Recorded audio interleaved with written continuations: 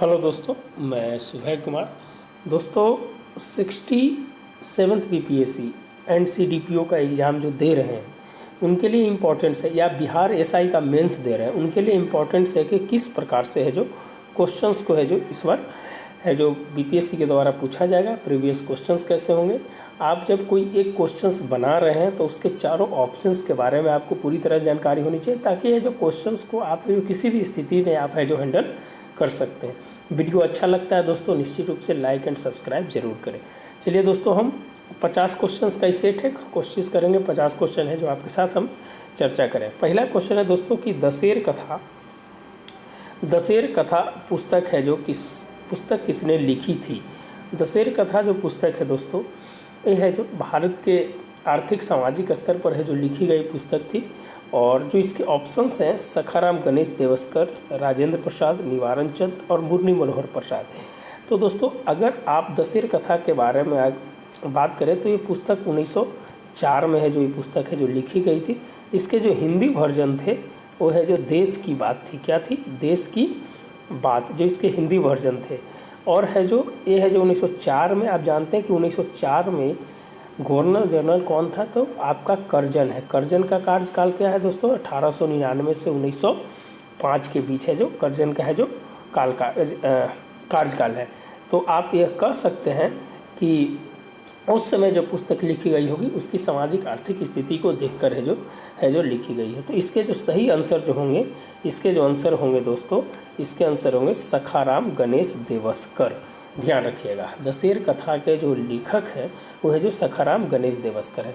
राजेंद्र प्रसाद के बारे में आ जाए दोस्तों, तो बिहार में 3 दिसंबर को इनके जन्मदिन पर है जो मेधा दिवस मनाया जाता है। क्या दिवस मनाया जाता है? मेधा दिवस। इनको 1962 में है जो भारत रत्न मिला है। क्या मिला है? 1962 में इनको है जो भारत रत्न मिला है राजेंद्र प्रसाद को।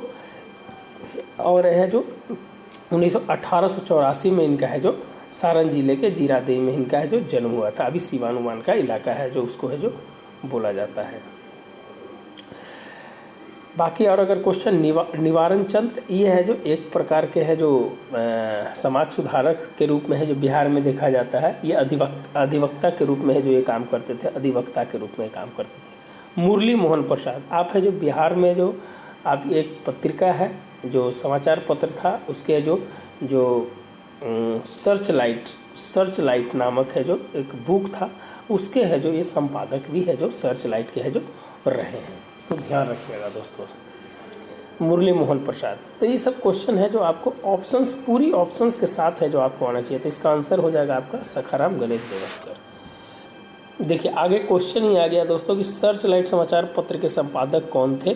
तो है जो मुरली मोहन प्रसाद इसके है जो संपादक थे। ऐसे सबसे लंबा दिन तक है जो ये रहे थे। ऐसे है जो एक इस्माइल हुसैन करके कुछ नाम था, वो है जो सर्च लाइट का है जो प्रकाशन है जो सबसे पहले उन्होंने किया था। लेकिन मुरली मनमोहन प्रसाद है जो इसके है जो लंबे दिन तक है जो इसके संपादक रहे हैं। अब्दुल बारी से रिलेटेड है, तो ये है जो बिहार कांग्रेस से रिलेटेड है जो इनका है जो रिलेशंस रहा है। रामानंद चटर्जी और लंबोदकर मुखर्जी से बिहार से रिलेशंस है, लेकिन उतना इनका गहरा संबंध नहीं है। आगे बढ़ते हैं। आगे है दोस्तों कि सन 1931 में बिहार समाजवादी पार्टी का गठन किसने किया था। दोस्तों बहुत ही इंपॉर्टेंट क्वेश्चन है, बार बार ये क्वेश्चन पूछता है। 2 क्वेश्चन है, एक है जो बिहार समाजवादी पार्टी, एक है जो कांग्रेस समाजवादी पार्टी।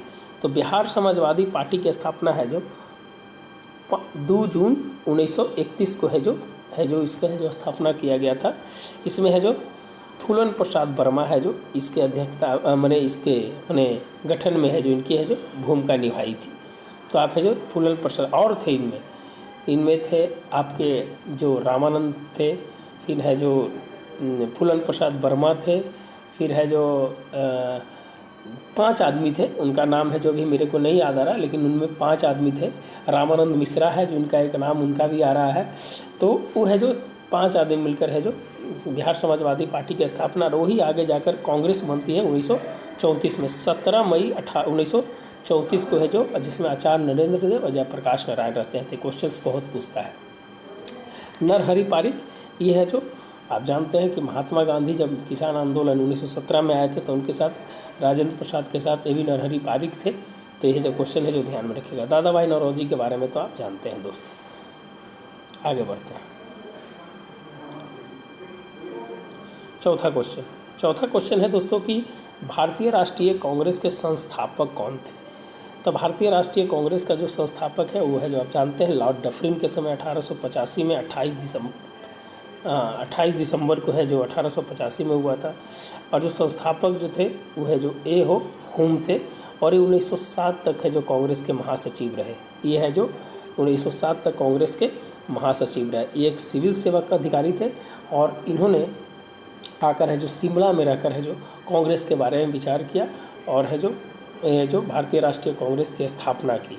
इसके पूर्ववर्ती संस्था अगर बोला जाए दोस्तों तो इंडियन एसोसिएशन से जो इसके पूर्ववर्ती संस्था है भारतीय राष्ट्रीय कांग्रेस के, इसका प्रथम जो मैंने इनका जो हुआ था, जो सम्मेलन हुआ था उसमें 72 लोग भाग लिए थे और 72 लोग संस्कृत तेजपाल विद्यालय मुंबई में हुआ था। पुणे में होना था लेकिन प्लेग के कारण वो है जो उसको कहाँ शिफ्ट कर दिया गया था, उसको मुंबई संस्कृत तेजपाल विद्यालय में है जो शिफ्ट कर गया था।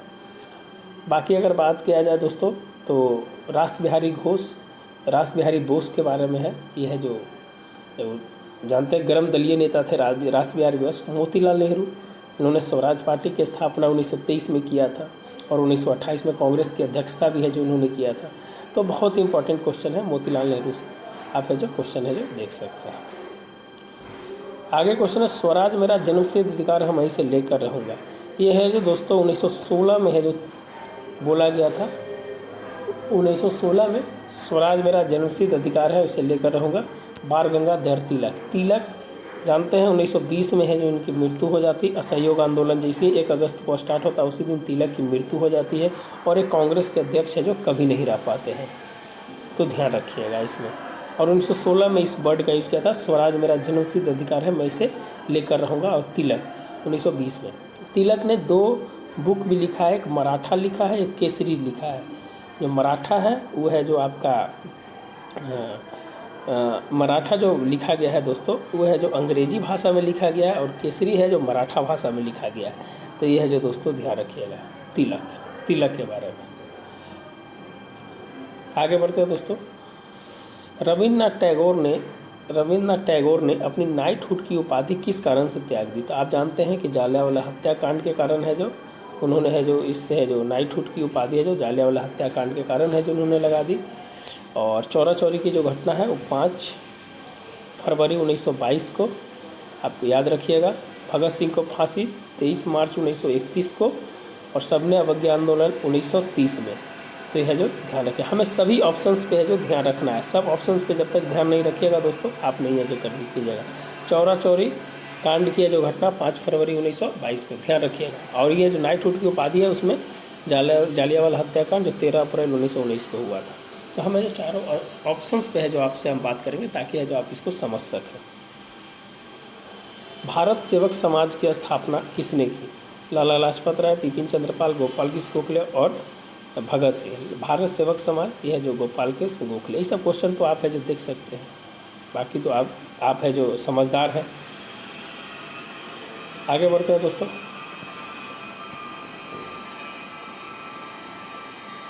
काकोरी ट्रेन डकैती कांड में किन क्रांतिकारियों को फांसी की सजा दे दी गई थी। पहले तो काकोरी ट्रेन कांड कब हुआ था तो 9 अगस्त काकोरी जो ट्रेन कांड है वो है जो 9 अगस्त को और 1925 को हुआ था है जो काकोरी ट्रेन कांड। इसमें है जो 8 डाउन जो था उसमें है जो ये कांड हुआ था और इसमें है जो फांसी दिया गया था उसमें है जो राम प्रसाद बिस्मिल और अशफाकुल्ला खां को है जो इसमें फांसी दिया गया था। फिर राजेंद्र लाहरी थे और एक रोशन सिंह थे जिनको नैनी जेल में दिया गया था।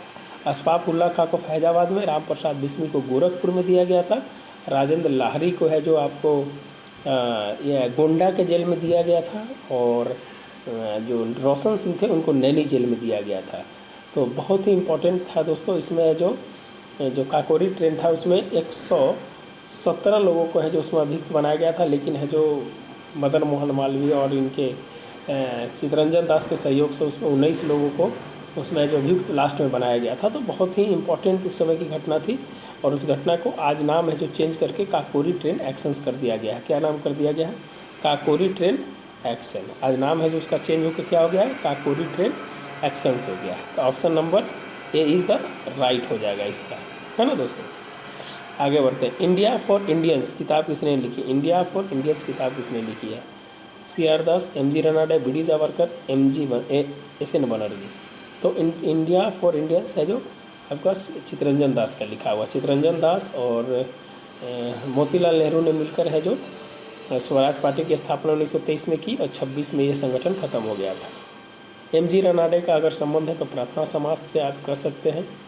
BD सावरकर मित्र मेला, और इन्होंने है जो भारत के स्वतंत्रता संग्राम 1857 के बारे में। SN बनर्जी, सुरेंद्रनाथ बनर्जी के बारे में अगर देखते हैं तो इन्होंने है जो एक बुक है जो इन्होंने आनंद मोहन बोस के साथ है जो इन्होंने लिखा है। और सुरेंद्रनाथ बनर्जी है जो ICS भी रहे हैं। तो आगे बढ़ते हैं। सत्यशोधक समाज की स्थापना, सत्यशोधक समाज की स्थापना है जो किसने की है? सत्यशोधक समाज की स्थापना है जो किसने की है? तो सत्यशोधक समाज की स्थापना जो है दोस्तों, ये है जो आप है जो ज्योतिबा फूले, किसने किया है? ज्योतिबा फूले 1873 में है जो इन्होंने है जो ज्योतिबा फूले के माध्यम से किया। और इन्होंने स्त्री शिक्षा और विधवा पुनर्विवाह पर है जो इन्होंने जोर दिया। दयानंद सरस्वती वेदों की ओर, लौटों की ओर और आर्य समाज 1875 में। गांधी जी और भीमराव अम्बेडकर के बारे में आप जानते हैं। आगे है दोस्तों कि भारतीय राष्ट्रीय कांग्रेस के प्रथम महिला अध्यक्ष, अगर प्रथम महिला अध्यक्ष कर दे इसमें दो क्वेश्चंस बनता है, एक तो 1917, एक तो 1925 और दूसरा 1933। पहला अगर अध्यक्ष कह दे तो एनी बेसेंट, भारतीय अगर कह दे तो सरोजनी नायडू, और उसके बाद कार्यवाहक महिला कह दे तो नलिनी सेनगुप्ता 1933 में। तो 17 में आपको है जो कलकत्ता में, 25 में कानपुर में और 1933 भी कलकत्ता। तो एक 3 क्वेश्चन है जो महिला अध्यक्ष से बनता है। तो इसका आंसर क्या हो जाएगा दोस्तों? श्रीमती एनी बेसेंट 1917, यह है जो कलकत्ता में। ध्यान रखिएगा क्वेश्चंस को। आगे क्वेश्चन है दोस्तों कि व्यक्तिगत सत्याग्रह के आंदोलन में प्रथम सत्याग्रही कौन थे? इसमें 3 सत्याग्रही थे दोस्तों, पहला, दूसरा और तीसरा। पहला की अगर बात करें तो है जो विनोबा भावे थे, दूसरा बात करें तो JL नेहरू थे, और तीसरा जो थे ब्रह्मदत्त थे। क्या नाम था उनका? ब्रह्मदत्त था। तो व्यक्तिगत सत्याग्रह आंदोलन ये जो बहुत ही इंपॉर्टेंट है दोस्तों, आप है जो इसको है जो जरूर है जो ध्यान में रखिएगा इसको। आगे क्वेश्चन है दोस्तों, लंदन में इंडिया हाउस के संस्थापक कौन थे? इंडिया हाउस के संस्थापक, ये क्वेश्चन आप सब जानते हैं, ज़्यादा इसमें पढ़ने की श्यामजी कृष्ण बर्मन है जो इनके इंडियन हाउस के संस्थापक हैं। भागलपुर में नमक सत्याग्रह कब हुआ था दोस्तों? तो 1930 के समय हुआ था, जो सबने अब गया किस समय। उसमें भागलपुर से कौन कर रहे थे? तो महादेवलाल सराफ कर रहे थे। श्री कृष्ण सिंह की अगर बात किया जाए तो इन्होंने है जो यहाँ पर मुंगेर के आसपास है जो इन्होंने है जो श्री कृष्ण सिंह ने जो इसमें जो भाग लिया था। तो भागलपुर से अगर बात करेगा तो महादेवलाल सराफ है जो इसका आंसर हो जाएगा। 15 नंबर है कि बिहार में अम्बारी सत्याग्रह 1939 में, इसका नेतृत्व किसने किया? तो अम्बारी सत्याग्रह लाहौर संकीर्तन के बारे में है जो इनको है जो रांची से गिरफ्तार किया गया था और फिर पटना में इनको रखा गया था। तो 1939 में अम्बारी सत्याग्रह, लाहौर संकीर्तन। स्वामी सहजानंद और योगानंद, सहजानंद इसमें इंपॉर्टेंट है दोस्तों। सहजानंद का जन्म जो है 1879 में हुआ था और इनकी मृत्यु 1950 में हुई थी। इनकी जो बुक है कर्मकला, कृषि कैसे करें, रेट घटाने की बात, ये सब है जो इनकी है जो बुक है जो लिखी गई है और बहुत ही इम्पॉर्टेंट है। स्वामी सहजानंद का जन्म गाजीपुर में हुआ था दोस्तों, और है जो इन्होंने 1936 में ऑल इंडिया किसान का है जो इन्होंने जो सम्मेलन की अध्यक्षता की और जो कांग्रेस को उससे मानने पर मजबूर किया। और इन्होंने 2 और है जो बिहार में, बिहार किसान सभा जो 4 मार्च 1928 और दूसरा प्रांतीय किसान सभा जो 17 नवंबर 1929 को है जिन्होंने जो स्थापना किया था। तो स्वामी सहजानंद से इतना ही क्वेश्चन है जो बनता है।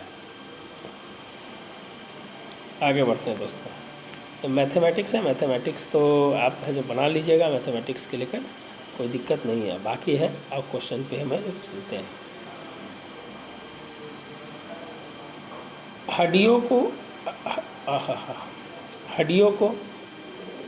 हड्डियों को पढ़ाई विज्ञान की किस शाखा के अंतर्गत है जो किया जाता है? अगर हम बात करें दोस्तों कि हड्डियों की पढ़ाई है जो ऑस्टियोलॉजी, कौन सा है जो ऑस्टियोलॉजी, थोड़ा सा 1 मिनट के लिए दोस्तों है जो हम आपको रोकना चाह रहे हैं, क्या है कि एक है जो ऐप है जो उसमें है जो डिलीट हो गया, उसको हम 2 मिनट में जो एक्टिव कर लेते हैं। चलिए दोस्तों हो गया है, हाँ चलिए हो गया। इसमें है कि हड्डियों की पढ़ाई विज्ञान के किस शाखा के अंतर्गत की जाती है, तो ऑस्टियोलॉजी के अंतर्गत है जो इसका किया जाता है। सेरोलॉजी में आपका है जो जानते हैं कि रक्त से संबंधित परीक्षण का किया जाता है। जियोलॉजी में पृथ्वी की आंतरिक संरचना की जाती है।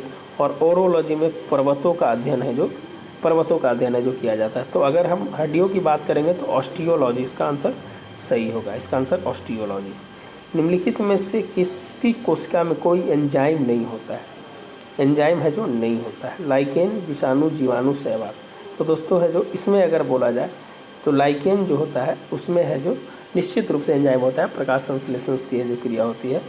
और वायरस जो होता है अनएक्टिव होता है दोस्तों, जब किसी वातावरण में आता है तब होता है। और जीवाणु में ऑलरेडी होता है और शैवाल में भी ऑलरेडी होता है। लाइकेन है जो माने प्रदूषक के रूप में भी है जो इसे है जो देखा जाता है। तो इसका आंसर हो जाएगा दोस्तों आपका है जो विषाणु, इसका आंसर हो जाएगा। वायरस है जो इसका आंसर होगा, जिसमें कोई एंजाइम नहीं पाया जाता है। मनुष्य के शरीर के किस अंग में लिम्फोसाइट का निर्माण होता है? लिम्फोसाइट एक ब्लड से रिलेटेड है दोस्तों, आप जो इसको दिमाग में रखिएगा। और जो रक्त का जो निर्माण होता है दोस्तों वो है जो आपका, यहाँ पर आंसर है, यहाँ पर तिल्ली भी लेगा और अस्थि मज्जा भी लेगा, लेकिन आप देख लीजिएगा कि इसका सही आंसर क्या होगा। मुझे ऐसा है इसका आंसर ई की ओर है जो जाना चाहिए। लिम्फोसाइट कहीं की एक स्टेज तक है जो अस्थि मज्जा में, फिर है जो उसका है जो स्प्लीन, तिल्ली में भी है जो इसका निर्माण होता है। कहीं कहीं है जो बुक है जो आप एनसीईआरटी में चीज़ लिखा हुआ है, तो आप इसका आंसर देखिए कमेंट बॉक्स में ज़रूर है जो बताइएगा। निम्नलिखित में से किस हार्मोन में आयोडीन मिली होती है? आप जानते हैं दोस्तों कि आयोडीन की अगर बात किया जाए तो थायरॉक्सिन हार्मोन है जिसमें आयोडीन होता है, आप है जो इसको। और टेस्टोस्टेरोन ये सब जो है ये हार्मोन है जो टेस्टोस्टेरोन जो पुरुष हार्मोन के रूप में है जो इसे जो देखा जाता है। और इंसुलिन, पेंक्रियाज इसमें है जो आपकी मधुमेह रोग से रिलेटेड है जो इसको है जो इसको देखा जाता है। आगे बढ़ते हैं दोस्तों। एड्स किसके कारण होता है? एड्स है जो एड्स है वायरस के कारण होता है। एड्स तो हाँ बोलिए बोलिए। तो मैं आपके पास आया था एकदम अभी तो पंचिंग के लिए कोई ऐसा नहीं है, जैसा ही रिपोर्ट्स डिप्टी साहब से आएगा हम उसको कर देंगे, ठीक ना। आप टेंशन मत लीजिए, आप हैंडीकैप है ना, हाँ तो हम कर देंगे निश्चित रूप से कर देंगे, निश्चित रूप से करवा देंगे। अभी कोई लड़का टेक्नीशियन भी है नहीं, छुट्टी पे आएगा तो हम करवा देंगे। चलिए निश्चित रूप से करवा देंगे, हाँ ओके ओके।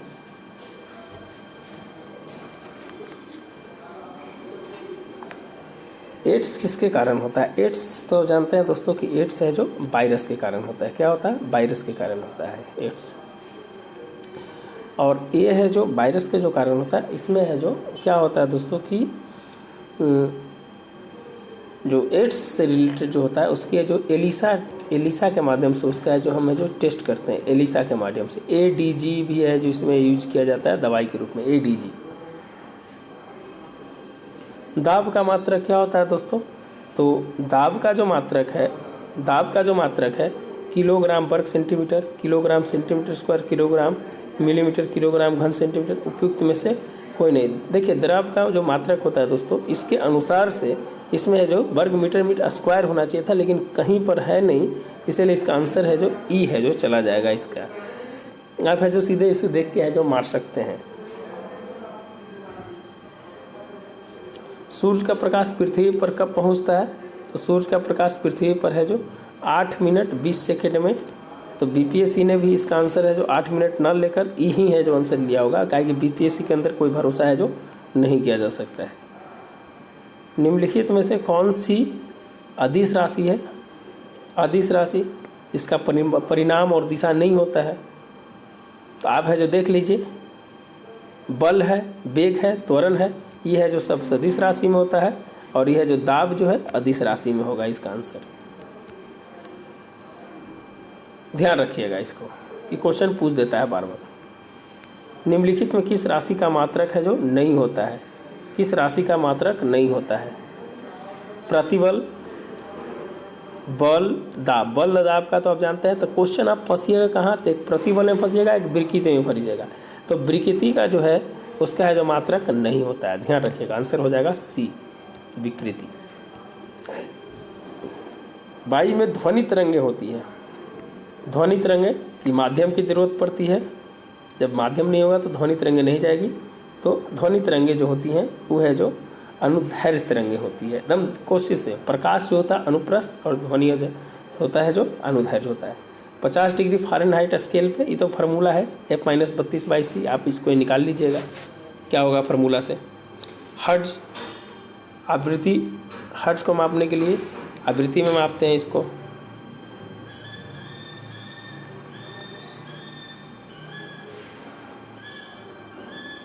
शरीर का तापमान नियंत्रित कौन करता है?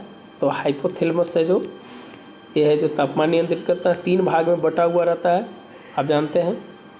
3 भाग में है जो मानव का मस्तिष्क बटा हुआ रहता है। एक है जो अगला भाग जो होता है, फिर मध्य का भाग होता है, फिर लास्ट का भाग होता है। जो फोर ब्रेन होता है, जो फर्स्ट आगे वाला होता है, वो सबसे बड़ा होता है। क्या होता है? वो है जो 2/3 होता है पीछे वाला का, पश्च मस्तिष्क।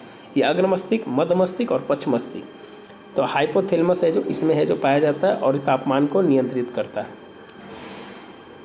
ध्यान रखिएगा। सेरेबेलम और हाइपोथैलेमस आगे में, सेरिब्रम और एक और है जो मेडुला, वो है जो वहाँ पर है जो पाया जाता है, जिसमें है जो आप जानते हैं कि भूख प्यास ये सब की है जो बात है जो अग्र मस्तिष्क में है जो उसमें की जाती है।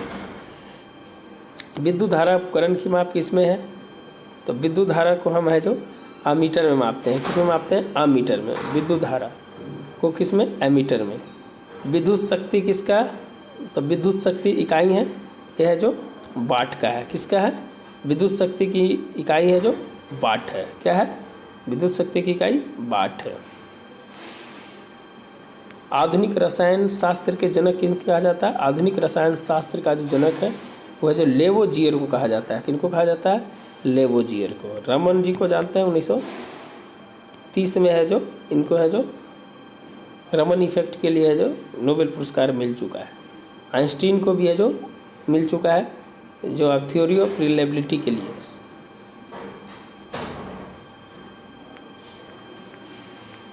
एक तत्व में इलेक्ट्रॉन और न्यूट्रॉन की क्रमशः संख्या 18, 20 है। तो तत्व की द्रव्यमान संख्या ये है जो आप है जो निकाल लीजिएगा कि तत्व की द्रव्यमान संख्या है जो क्या हो जाएगी।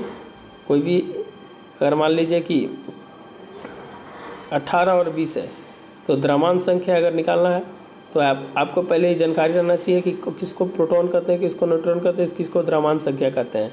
तो अगर मान लीजिए कार्बन से अगर लेके चलते हैं एग्जाम्पल के रूप में, तो ये है जो हमेशा है जो प्रोटॉनों की संख्या होती है और ये है जो परमाणु द्रव्यमान संख्या होती है। जब इसको दोनों में से घटा दीजिएगा तो न्यूट्रॉनों की संख्या निकल जाएगा। तो आप इसी आधार से जो इसका आंसर है जो आप है जो निकाल लीजिए। निम्नलिखित में से किसे हंसाने वाली गैस है जो कहते हैं? तो नाइट्रस ऑक्साइड को हंसाने वाली गैस है जो कहते हैं। किसको कहते हैं? नाइट्रस ऑक्साइड को हटाने वाली गैस कहते हैं। निम्नलिखित में कौन सा एक तत्व नहीं है? तो धातु, अधातु, उपधातु है जो आपका तत्व है, लेकिन गैस है जो तत्व है जो नहीं है। पानी का पीएच मान, पानी का अगर पीएच मान अगर बात किया जाए तो 7 है जो इसका है जो पीएच मान है जो पानी का होता है। हमें क्वेश्चंस को ध्यान में रखकर पढ़ना है, किस तरह से है जो लिखना है ये है जो आपके ऊपर है जो डिपेंड करता है। ग्रीन हाउस गैस का मुख्य घटक क्या है? ग्रीन हाउस गैस का जो मुख्य घटक है वो है जो 65% है जो जलवाष्प होता है इसमें मुख्य घटक में। अगर इसको अगर दिमाग में अगर रखना है तो एक ट्रिक है मीना काजल करके, मीना काजल करके एक ट्रिक है, उस ट्रिक को है जो आप है जो यहाँ पर देख सकते हैं। तो आंसर हो जाएगा ये 65% जलवाष्प है जो मुख्य घटक उसका होता है। ऑक्सीजन अनुपस्थित होता है, केरोसिन, कांच, मिट्टी, सीमेंट, तो केरोसिन में है जो इसका है जो आंसर हो जाएगा। प्राकृतिक रबर किसका बहुलक है? तो आइसोप्रीन का है। ग्लूकोज का सूत्र क्या है? 6,6H12O6 है। CO समूह का अबंध क्रम क्या है? ये क्वेश्चन आप है जो खुद बना लीजिएगा। मुझे है जो इस क्वेश्चन के बारे में जानकारी नहीं है, इस क्वेश्चन कैसे बनाया जाता है। जो आप है जो इस क्वेश्चन को ज़रूर आंसर है जो कमेंट बॉक्स में ज़रूर दीजिएगा कि आंसर इसका क्या होना चाहिए। जो स्पेशलिस्ट होंगे वो है जो बना के है जो निश्चित रूप से है जो कमेंट बॉक्स में करेंगे कि इसका आंसर क्या होगा। जो तो 50 नंबर क्वेश्चन छोड़। ऑरिजिन ऑफ ऑस्पिसीज किसने है जो लिखी है, तो चार्ल्स डार्विन ने है जो लिखी है। Origin of species Charles Darwin ने लिखा है ऑरिजिन ऑफ स्पीसीज। ये है जो 1859 में शायद है जो उनका लिखा गया था। और लेमार्क जो लिखे थे वो है जो अपनी बुक 1809 में। 50 बरस है जो लेमार्क से है जो छोटा है जो डार्विन है, वो है जो उन्होंने लेमार्क ने पहले है जो जैव विकास को समझाया भी लेमार्क ने, लेकिन विकासवाद का सिद्धांत है जो डार्विन को कहा जाता है। शैवाल और कवक को मिलने से लाइकेन बनता है, उसको जो म्यूटोलिज्म कहते हैं। वहाँ जहाँ जीव रहता है उसकी सटीक जगह को क्या कहा जाता है, तो आवास कहा जाता है। क्या कहा जाता है, आवास कहा जाता है। सौर ऊर्जा एटीपी में बदलती है, किसमें, माइक्रोकॉन्ड्रिया में। किसमें, सौर ऊर्जा एटीपी में बदलती है तो माइक्रोकॉन्ड्रिया में।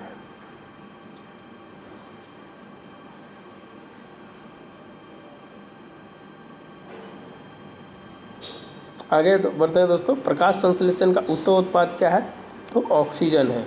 बाहर जो बाई प्रोडक्ट के रूप में निकलता है वो है जो O2 के रूप में है जो निकलता है। ये करंट का क्वेश्चन है, करंट का आप क्वेश्चन की कोई ज़रूरत नहीं है। आगे हम बढ़ते हैं।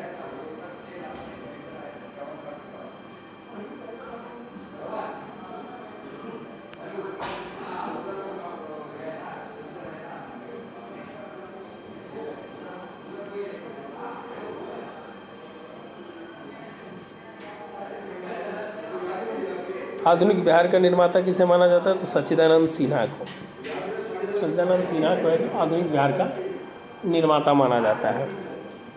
बिहार प्रांतीय किसान सभा का गठन हमने अभी बताया था, सहजानंद सरस्वती ने। डच इंडिया कंपनी किस वर्ष ने 1632 में अपनी है जो पहली फैक्ट्री खोली थी। बिहार में स्वराज दल का गठन किसने किया था, तो बिहार में स्वराज दल का गठन श्री कृष्ण सिंह ने किया था।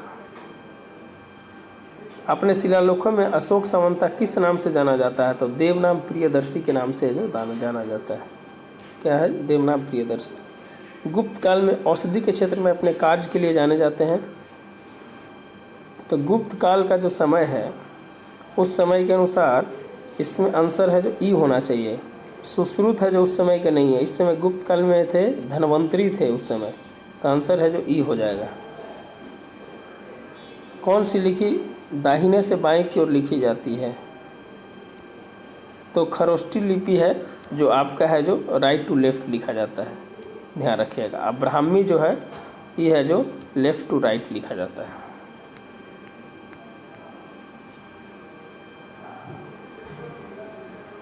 निम्नलिखित में कौन सा मुद्रा गुप्त काल में उत्तर भारतीय के लिए उपयोग किया जाता है, त्राम्बलिप है जो, अगर आप मैप देखिएगा तो है जो उत्तर भारतीय के लिए जो यूज किया जाता था वो है जो त्राम्बलिप किया जाता था। और कल्याण और भरौच जो था ये पश्चिमी घाट के पश्चिमी पर था। एक कल्याण मुंबई में है और भरौच के आसपास है जो गुजरात में है, तो त्राम्बलिप इसका आंसर हो जाएगा, सही हो जाएगा। मुगल चित्रकार नेतृत्व में अपने बिंदु पे था। आप जानते हैं कि शाहजहाँ के समय स्थापत्य कला, जहांगीर के समय आपका है जो चित्रकला, और कारखाना की बात किया जाए तो अकबर के समय। मध्यकालीन भारत में मनसबदारी व्यवस्था क्यों लागू की गई, बहुत ही विवादित क्वेश्चन है दोस्तों। इसका आंसर कहीं सैनिक सुगमता देता है, कहीं स्वच्छ प्रशासन देता है, या फिर जो बताइएगा इस आंसर का क्वेश्चन आपके अनुसार क्या होना चाहिए।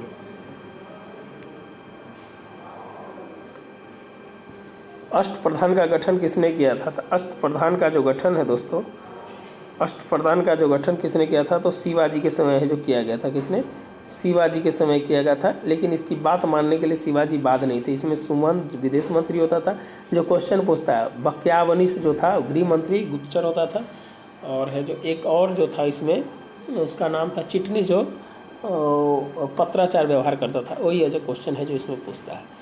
दिल्ली के सुल्तान ने सबसे ज़्यादा नहरों का निर्माण कराया था, फिरोज शाह तुगलक, इसे सल्तनत काल का अकबर भी कहा जाता है। इन्होंने दीवाने खैरात, दीवाने बंदगान इन्होंने है जो चलाया था। बंगाल की खाड़ी में समुद्री डकैती हुगली का उपयोग कौन करता था?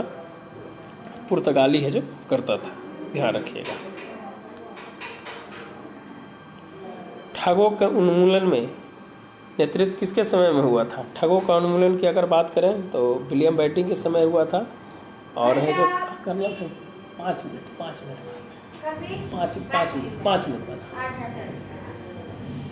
ठगों का उन्मूलन किसके नेतृत्व में हुआ था? तो कैप्टन सलीमन के नेतृत्व में हुआ था ठगों का उन्मूलन।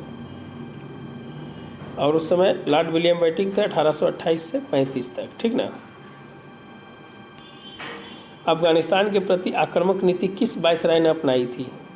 तो आप जानते हैं कि लॉर्ड लिटन, इसको ओवन मेरिडिट भी कहा जाता है। 1876 से 80 इसका काल है। अफगान नीति में वर्नाकुलर प्रेस एक्ट को इन्होंने लागू किया और द्वितीय अफगान युद्ध इसके समय में हुआ था। लॉर्ड में 1872, डफरिन 85, कैनिंग 1856 के आसपास।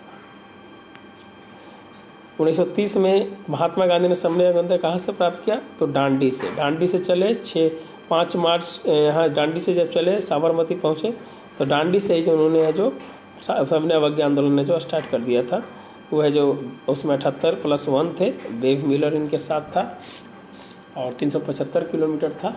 और 91 ही 91 वर्ष के अवसर पर है जो आज़ाद का अमृत महोत्सव मनाने का फैसला है जो लिया गया है।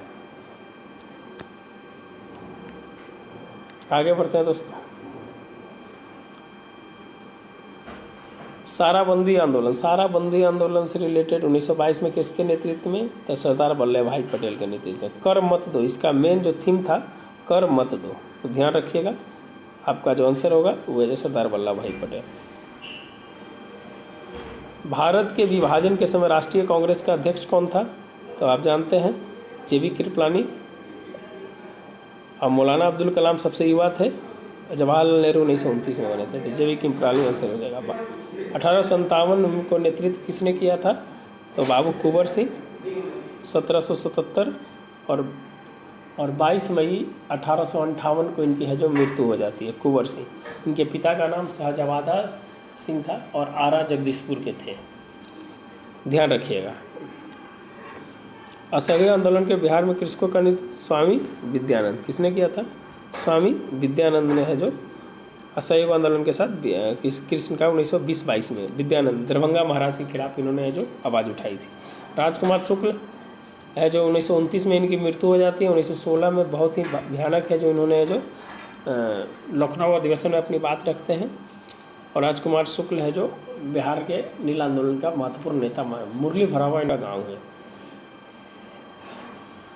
आगे बढ़ते हैं दोस्तों।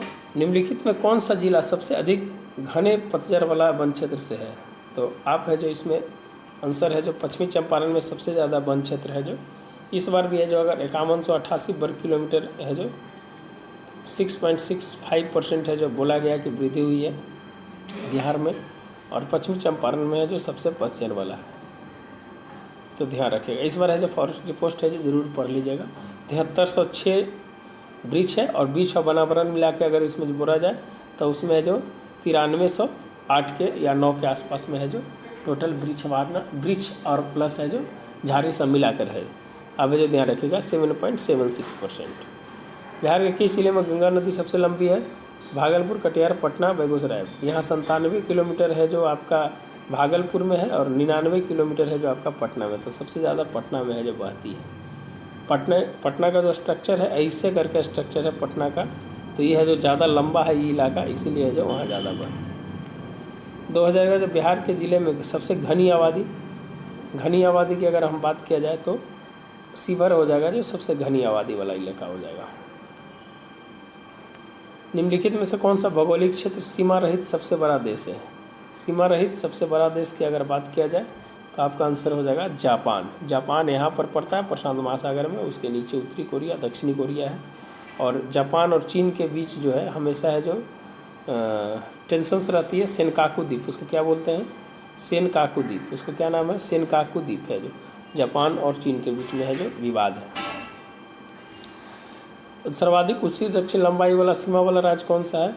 तो है जो आपका चिली है। अब दक्षिण अमेरिका का देश है, ऐसे देखिएगा यहाँ पर ही ये है जो पूरा है जो आपका एंडीज पर्वत पे है यहाँ पर है जो पूरा है दक्षिण अमेरिका है 12 देश हैं, 2 देश है जो लैंडलॉक है, बोलिविया और पराग्वे। ध्यान रखिएगा। चिली है जो आपका आटाकामा जो है चिली में ही है। निम्नलिखित किस देश में सबसे अधिक संख्या वाला द्वीप है? तो इंडोनेशिया। क्या है? इंडोनेशिया में है जो सबसे ज़्यादा है जो द्वीप है। ध्यान रखिएगा। किस देश में विश्व में सबसे अधिक केसर का उत्पादन करता है? तो ईरान है जो सबसे ज़्यादा केसर का। और भारत में है जो आपको केसर कौन करता है? तो जम्मू कश्मीर को केसर का कटोरा कहा जाता है। अभी इसको नॉर्थ ईस्ट में भी है जो केसर के बनाने के लिए प्रोजेक्ट है जो चल रहा है। निम्नलिखित में किस देश में सबसे अधिक विश्व का सबसे अधिक यूरेनियम उत्पादन करने वाला देश है? तो जो उत्पादन करने वाला है देश है आज जानते हैं कि भंडारण और उत्पादन, तो कजाकिस्तान और ऑस्ट्रेलिया ये है। आप जो कन्फ्यूजन है यहाँ पर है जो आप आंसर देख के बताइएगा किसका आंसर सही कौन है। कन्याकुमारी से सटी पहाड़ी कौन सा है? तो अगर आप देखेंगे मैप देखेंगे कन्याकुमारी तमिलनाडु के पास अगर यहाँ देखेंगे तो यहाँ पर कडाकम की पहाड़ी है जो सबसे ज़्यादा है जो उससे नज़दीक है। नीलगिरी पूर्वी और पश्चिमी घाट के मिलन स्थल नीलगिरी है। अन्नामलाई उसके नीचे में है। सेवराई भी तमिलनाडु में, सेवराई की पहाड़ी, सेवराई जावत की पहाड़ी सब है जो वहाँ पर है। कौन सी गंगा नदी के उपनदी है? तो उत्तरी कोयल जो गंगा नदी घाटी का उपनदी है ये है जो रांची के पठार से निकलती है और है जो डायरेक्ट जल है जो नहीं गंगा में गिराती है, सोन में गिरा मिलते हुए है जो गंगा में गिराती है। तो उत्तरी कोयल इसका है जो आंसर हो जाएगा। बराकर दामोदर के पास है दक्षिणी कोयल है जो डायरेक्ट है जो मिल जाती है और शंख भी है जो डायरेक्ट मिल जाती है। तो उपनदी जो हो जाएगा उत्तरी कोयल हो जाएगा। किस पहाड़ी पर चाय का बागान नहीं है? तो गिरनार महाराष्ट्र में है, ये नहीं है, बाकी सब जगह।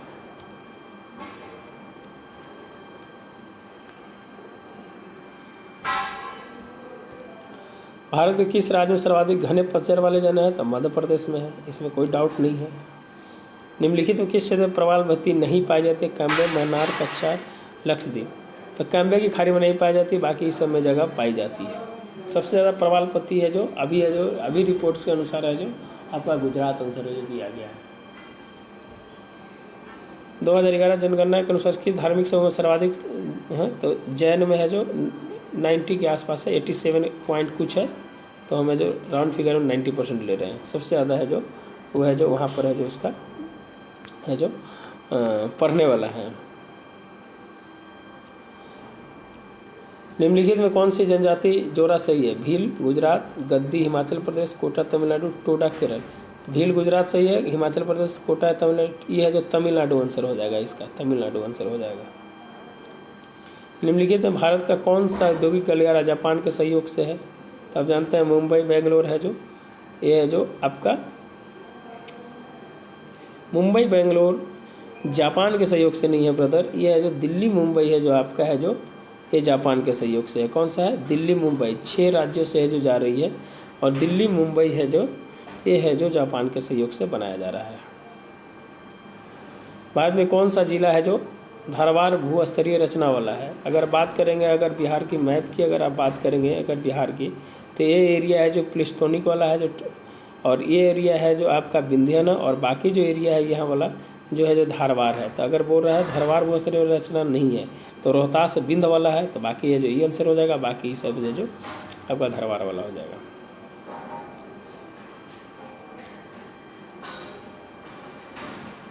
बिहार में गंगा किनारे कितने ज़िले हैं? तो 12 ज़िले हैं गंगा किनारे। अगर है जो हर्बल कॉरिडोर की बात किया जाए तो 13 और जैविक कॉरिडोर की बात किया जाए तो 13। कौन सा वन्य जीव उद्यान बिहार के मुंगेर जिला में है? मुंगेर में भीम बांध है। वाल्मीकि नगर जान ही रहे, राजगीर जा रहे हैं, गौतम बुद्ध जान ही रहे हैं। 2011 बिहार में किस जिले में सर्वोच्च लिंगानुपात? तो गोपालगंज में सबसे ज़्यादा गोपालगंज और दूसरा में सबसे कम में तो आपका मुंगेर 874।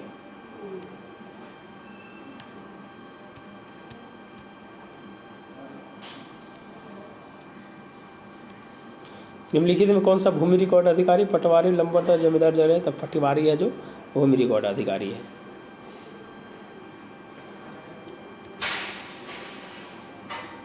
आगे क्वेश्चन है कि निम्नलिखित में से किस व्यवस्था में केंद्रीय शासन व्यवस्था के लिए कौन सी सही नहीं है? कौन सी सही नहीं है? त्वरित निर्णय सही है, लचीलापन सही है, कानून के बड़े देशों के लिए आदर्श है जो ये है जो सही नहीं है। सामुदायिक विकास कार्यक्रम का उद्देश्य क्या है? शैक्षणिक सुधार, जीवन स्तर, राजनीतिक। तो इसका आंसर ये हो जाएगा, सामुदायिक विकास कार्यक्रम का मुख्य उद्देश्य ही है जो वही है।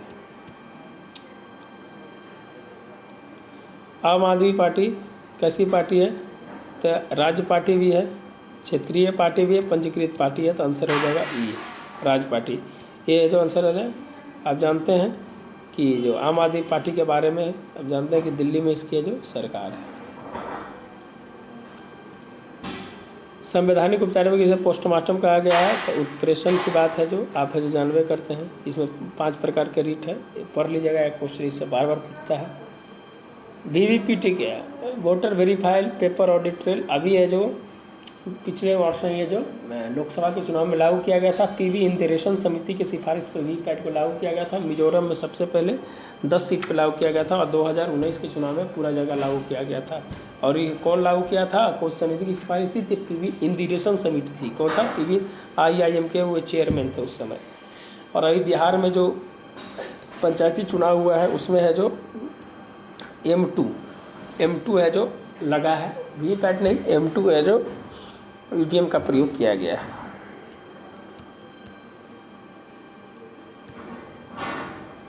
भारतीय राज्यों में किसकी विधानसभा सदस्यों की संख्या अधिक है? तो हिमाचल प्रदेश, मणिपुर, मेघालय। तो सबसे ज़्यादा 68 है जो ये है, ये इसका 60 है।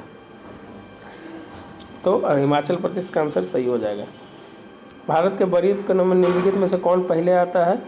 तो अगर हम बात करेंगे तो यूपीएससी के अध्यक्ष, मुख्य चुनाव मुल्क न्यायाधीश, यही में से देखिए सब है जो 9 के कम ही आता है, लेकिन है जो सबसे पहले जो है वरीयता क्रम यूपीएससी का अध्यक्ष का है। तो इसको एज डाउट है, थोड़ा सा देख लीजिएगा। मेरे अनुसार से ये होना चाहिए आंसर इसका।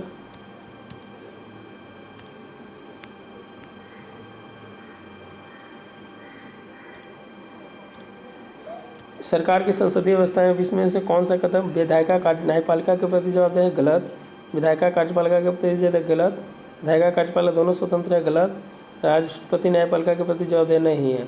देखिए इसका आंसर कोई नहीं होगा। कार्यपालिका है जो विधायिका है जो कार्यपालिका के प्रति है जो उत्तरदायी है। कार्यपालिका जो है विधायिका के प्रति उत्तरदायी है। कार्यपालिका जो है विधायिका के प्रति उत्तरदायी है। तो उसका आंसर ई हो जाएगा, ई हो जाएगा इसका आंसर। निम्नलिखित किसका निर्माण पंचायती राज व्यवस्था के तहत हुआ है? ग्राम पंचायत। 73 में संविधान संशोधन, 64वें में सबसे पहले राजीव गांधी के द्वारा डाला गया था। 73 में 1992 में इसे लागू किया गया। 24 अप्रैल 1992, 93 में इसको लागू किया गया। जनगणना 2000 बिहार का बाल लिंग अनुपात कितना है? तो बाल लिंग अनुपात 935 है। अगर इसमें सबसे ज़्यादा अगर लिंग अनुपात की बात किया जाए तो किशनगंज, और सबसे कम में है वैशाली, ध्यान रखिएगा। भारत का है जो 919 है। ये तो करंट का क्वेश्चन है। छठी पंचवर्षीय योजना के निम्नलिखित में कौन सा कार्यक्रम है जो शुरू किया गया था?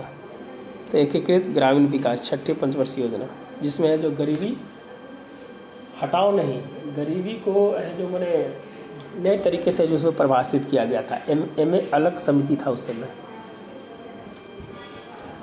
अंत्योदय कार्यक्रम के सर्वप्रथम राजस्थान में अंत्योदय कार्यक्रम, करंट का क्वेश्चन है। वह प्रथा जिसमें स्वयं भूमि का मालिक होता है, तो है जो आप जानते हैं कि जमींदारी प्रथा नहीं, रैयतवारी में भूमि का स्वामी होता है। यह जो 51% भाग पे लगाया गया था, जमींदारी 19% पे, और महलवारी है जो 31% पे। और जमींदारी प्रथा आप जानते हैं स्थायी बंदोबस्त 93 में, रैयतवारी 1820 में टॉमस मुनरो और कैप्टन रीड, और महलवारी जो है हॉल्ट मैकेंजी के द्वारा 1822 में।